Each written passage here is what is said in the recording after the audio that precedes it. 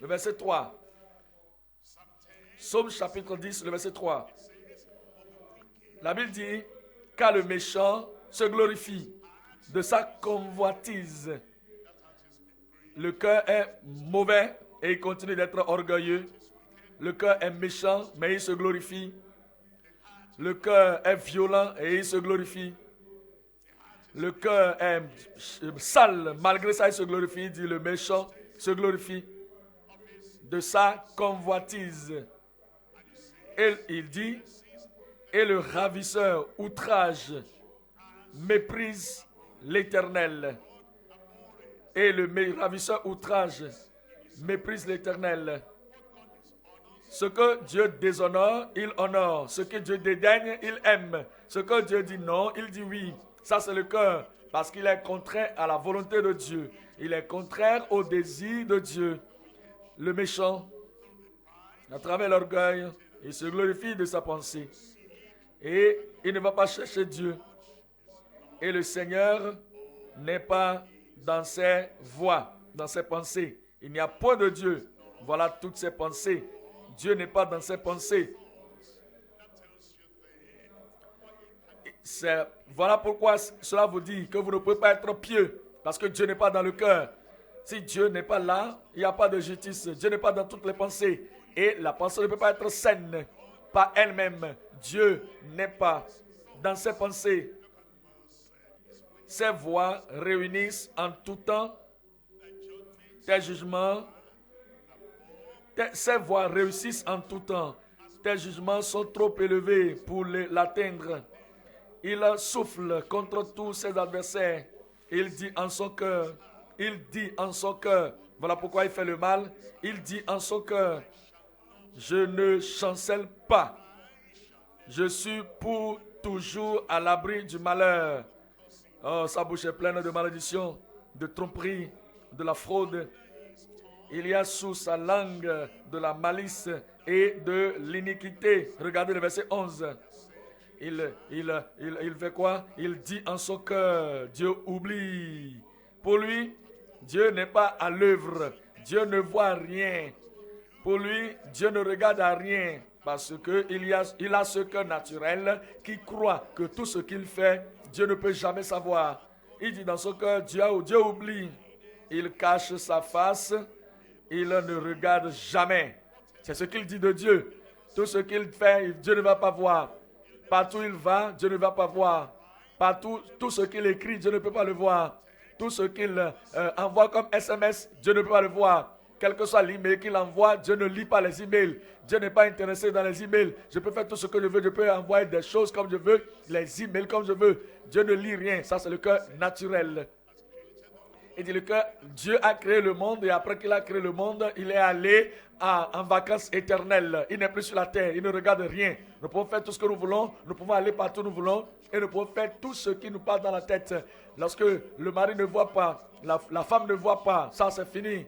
Dieu ne peut pas voir, il ne voit rien. Ça c'est le cœur de l'incroyant, le cœur du mécréant. Le cœur du rétrograde, le cœur du non-régénéré. Psaume 12, Ésaïe 14, 13. Tu disais en ton cœur, ça c'est le problème ça.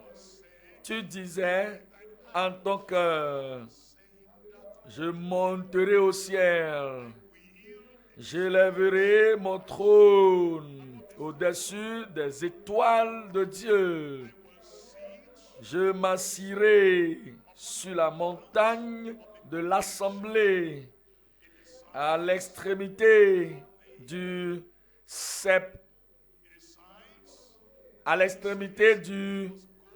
septentrion. Il dit, je monterai sur le sommet des nuées. Il dit, je m'assirai et je serai semblable au Très-Haut. Qui parle ici? Je vous pose la question, qui parle ici? Lucifer, ça c'est Satan. Et voyez-vous, et tous ceux qui ne sont pas nés de nouveau, ils ont ce même cœur. Je vais Je monterai. J'irai au-dessus des commandements de Dieu. Je me lèverai au-dessus des commandements de Dieu. Je suis intouchable. Personne ne me corrige. Je suis incontrôlable. Je suis le plus puissant parce que je vais exalter mon trône et je serai le tout puissant. Je serai le tout en tout. Je serai la personne sur laquelle les yeux seront braqués. Tous les anges vont m'adorer et même Dieu va avoir peur de moi parce qu'ils sont des enfants du diable. Et ils parlent comme le diable. Ils ont le cœur du diable. Est-ce que Jésus a dit? Regardez maintenant dans Jean 8. Jean chapitre 8. La Bible dit, vous avez pour père le diable. Est-ce que le diable a des enfants? Je pose la question, le diable a-t-il des enfants? Répondez-moi non. Le diable a-t-il des enfants? Oui, bien sûr. Jésus a dit, vous avez pour père le diable. Comment savons-nous les enfants du diable? Ceux qui ont le cœur du diable, je vais laisser Dieu de côté. Je vais ne penser même pas à Dieu. Ils n'ont pas Dieu dans leurs pensées. Les commandements de Dieu ne sont pas pour eux. Je me lèverai au-dessus de tous les commandements de Dieu. Ils n'ont pas la pensée de Dieu. Ça, c'est un cœur typique.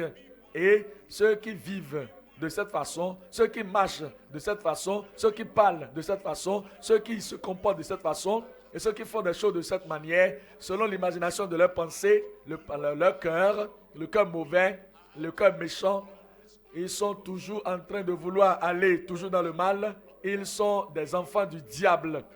Ils sont les gens dont le Seigneur parle ici. Vous avez pour père le diable et vous voulez accomplir les désirs de votre père. Il a été meurtrier dès le commencement et il ne se tient pas dans la vérité parce qu'il n'y a pas de vérité en lui. Lorsqu'il profère le mensonge, il parle de son propre fond. Pourquoi? Car il est menteur et le père du mensonge. Comment est-ce que le changement peut venir? Comment est-ce que la transformation peut-elle venir? Regardez le verset 36. Verset 36. Si donc le Fils vous a franchi, vous serez réellement libre. Je serai libre. Je dis, moi, je serai libre. Vous serez libre aussi au nom de Jésus. Si nous devons être libres, que devons-nous faire? Comment est-ce que Dieu va le faire? Vous avez entendu que vous devez naître de nouveau. Ça veut dire quoi?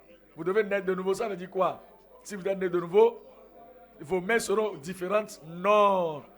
Vous devez naître de nouveau. Si vous êtes né de nouveau, vos pieds seront différents? Non. Vous devez naître de nouveau. Si vous êtes né de nouveau, le vocabulaire de votre bouche va changer automatiquement? Non, pas du tout. Ce que Dieu fait, c'est quoi?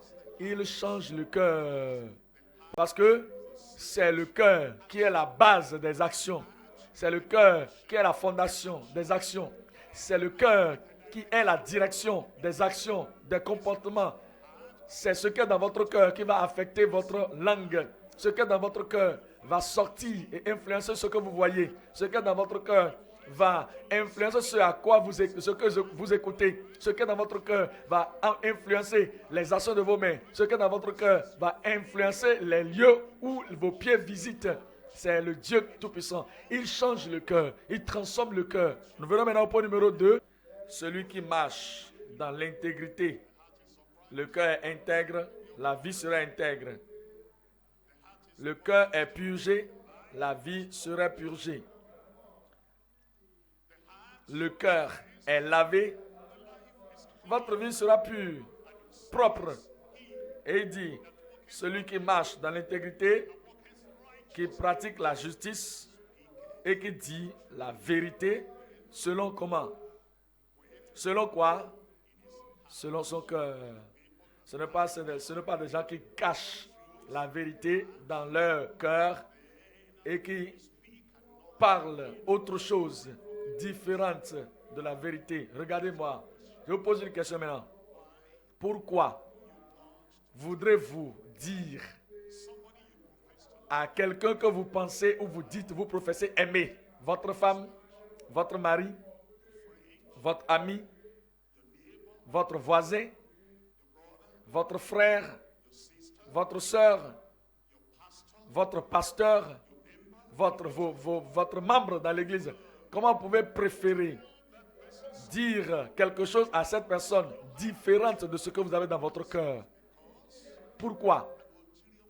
Vous savez, la raison c'est ceci. Vous avez un objectif ultérieur pour mentir, tromper. Vous ne voulez pas que la personne vous découvre. Si vous faites le truc, il va vous corriger. Si vous faites quelque chose de mauvais, comme c'est votre femme, il va vous corriger, elle va vous corriger. Non. Si vous allez dans la mauvaise direction, c'est votre mari, non? Il va vous corriger. C'est votre femme, elle va vous corriger. Dites la vérité. Mais s'il était mécontent, ce n'est pas grave. Il peut être mécontent et c'est quelque chose qui peut la rendre mécontent ou le rendre mécontent. S'il est mécontent, il va avoir un visage renfrogné et cela va vous aider à aller dans la bonne direction la prochaine fois. Pourquoi mentir à votre femme? Ne mentez pas à vos maris.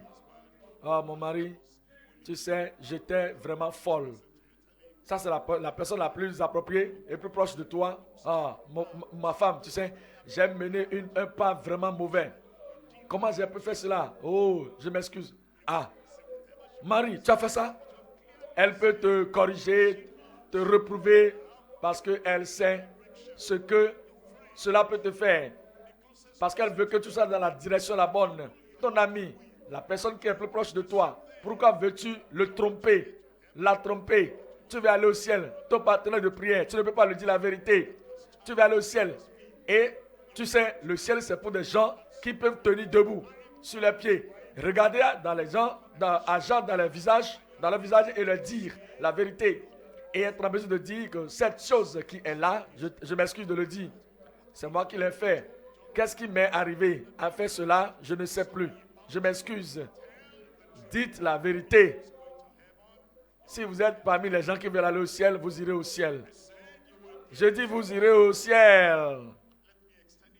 Je vais expliquer de façon plus simple. Vous faites quelque chose de mauvais. Et malheureusement, vous êtes allé devant la cour. Et voilà le magistrat. Voilà les avocats qui sont là, les défenseurs. Et l'autre côté, on amène les allégations et on lit tout vous concernant. Voici et voilà. Vous êtes là et on vous demande. Il faut penser, si tu dis la vérité, même si le juge te dit d'aller en prison, combien de mois, combien d'années, après quelques années, tout est passé. Mais si vous couvrez la vérité, si vous cachez la vérité, et que vous êtes en mesure de vous en sortir, et qu'on dit que vous êtes libéré, il y a une autre prison qui t'attend de l'autre côté là-bas. Tu sais, ça là, personne ne peut sortir de cette prison. C'est pour toujours. Et si jamais vous avez espéré vous retrouver à la droite de Dieu, le ciel, vous devez revenir. La vérité que vous n'avez pas dit le mois passé, la vérité que vous n'avez pas dit la dernière fois, si vous voulez aller au ciel, vous devez venir. Pourquoi? Vous devez faire quelque chose de double. Faites-le une fois de bon. Si vous mentez maintenant, c'est écrit dans votre tête, dans votre conscience. Vous savez que vous avez menti. Vous le savez bien. Le cœur qui est changé, le cœur qui est transformé, vous dites la vérité une fois pour de bon. Si vous avez peur de dire la vérité maintenant, c'est déjà enregistré dans votre inconscience. Lorsque vous allez vouloir aller au ciel, cela va vous rattraper. Et vous allez retourner en arrière. Et vous ne pouvez pas dire, ah, je vais corriger quelque chose.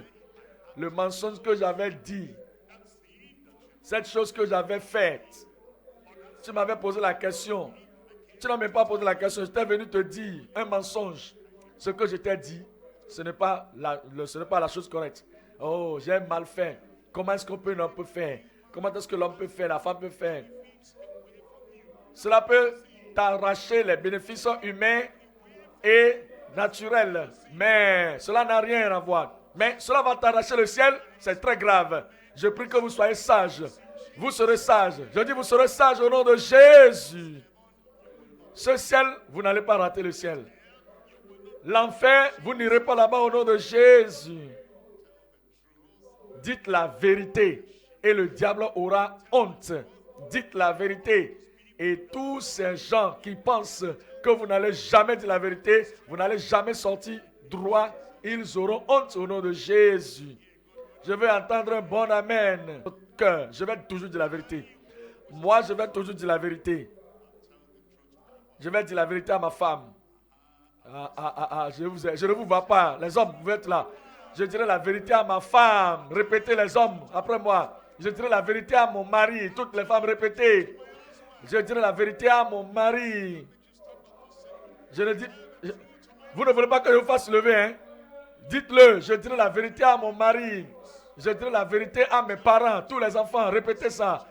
Pasteur, dites-le. Je dirai la vérité à mes membres. Les membres de l'église. Je dirai la vérité à tous les membres de mon église.